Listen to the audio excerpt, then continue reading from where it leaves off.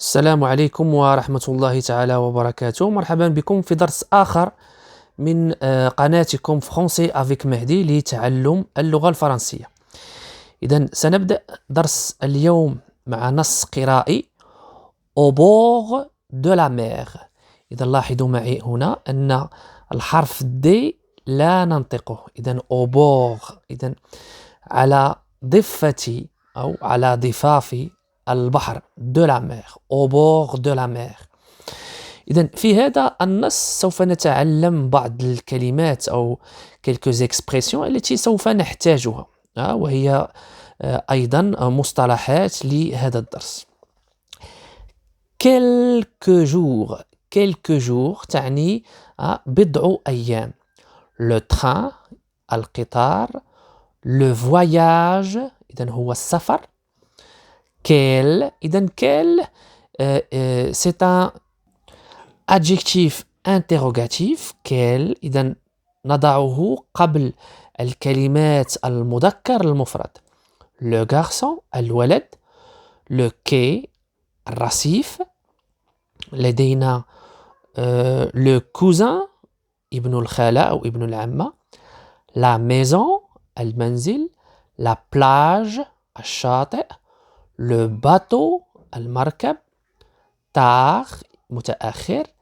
8 heures إذا لاحظوا هنا نقوم بعملية la liaison، آخر حرف من الكلمة الأولى مع أول حرف من الكلمة الثانية، خصوصا عندما يكون هناك فويل، وقلنا أن لي فويل 6: A و O و I و U و E ثم H، لدينا أيضا Y. 8 heures 8 heures الثامنة.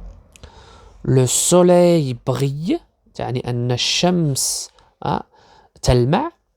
réveiller إذا لاحظوا لدينا 2 L و L، لا ننطقها révéler، لا ننطقها réveiller. جيد. إذن هو فعل استيقظ. un maillot de bain هو يعني لباس السباحة، نقول un maillot de bain. إذن سأحاول القراءة. Michel part en vacances. Michel part en vacances. إذن ميشيل ذهب في عطلة. إذن en vacances دائما عندما نقول نذهب في العطلة نستعمل la préposition en. Michel part en vacances، أو إذا كنت أنا من سيذهب في عطلة سأقول je pars en vacances. je pars en vacances. part ما هو إلا الفعل partir، إذن هو الفعل partir، لكن هنا نصرفه في، أعتذر عن الخط لأنني سأحاول أن أكتب جيدا. إذن الفعل partir هو فعل ينتهي بإر، لكنه ليس من المجموعة الثانية وإنما هو من المجموعة الثالثة. نكمل. son père إذن son c'est un adjectif. c'est un adjectif ماذا؟ possessif. متى نستعمل son؟ عندما يكون لدينا اسم بعدها مذكر مفرد. son père أبوه، أو مثلا نريد أن نقول أنه أخوه son frère، أو نقول أن هذا القلم هو له، نقول son crayon. son père l'a conduit à la gare. l'a conduit. إذن son père a conduit. a conduit qui؟ a conduit Michel. إذن هنا elle هي تعود على ماذا؟ تعود على ميشيل. إذن في حقيقة الأمر الجملة هي son père a conduit Michel à la gare، لكن ماذا؟ استعملنا elle، c'est un pronom complément ويعوض لنا ميشيل لتفادي التكرار في الجملة.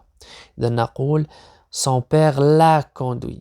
إذن في حقيقة الأمر هي le، بأن ميشيل le سنكتب le، لكن بما أن لدينا 2 voyelles سوف نحذف e ثم نقرأ la conduit.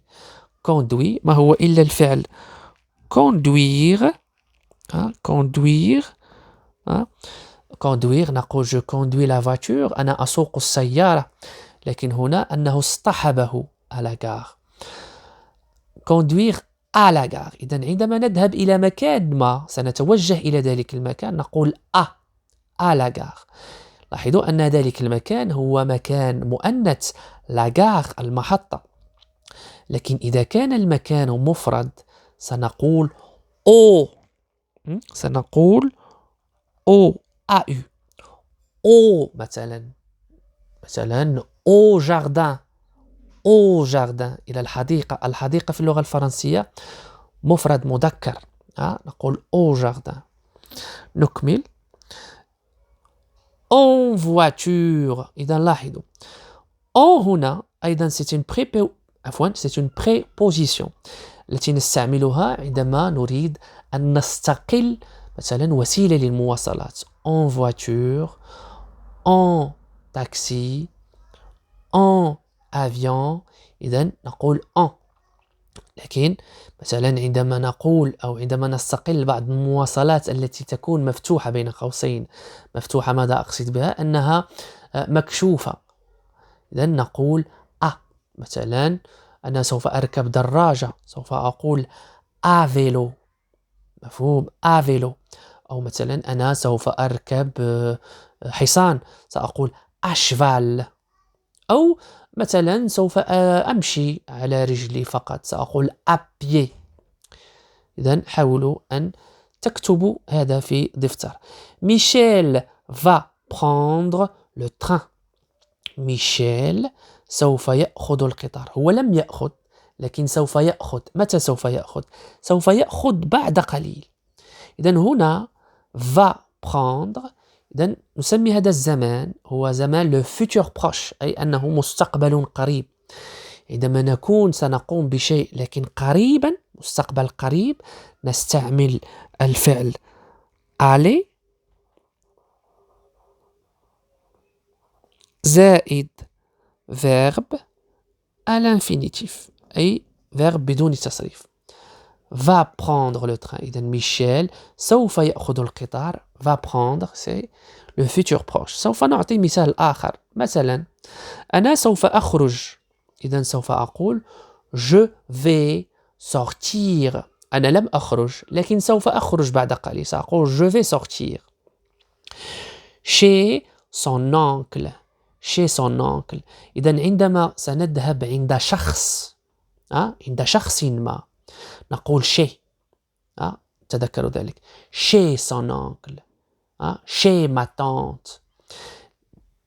إذن chez c'est une préposition نستعملها عندما نريد أن نذهب إلى شخص ما.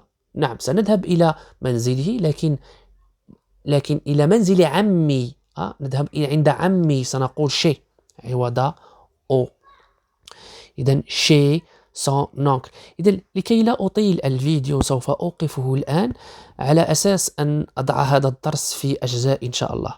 إذا كان هناك أي سؤال لا تنسوا أن تضعوا ذلك في التعليق، وسوف إن شاء الله أجيب عنه. مع السلامة.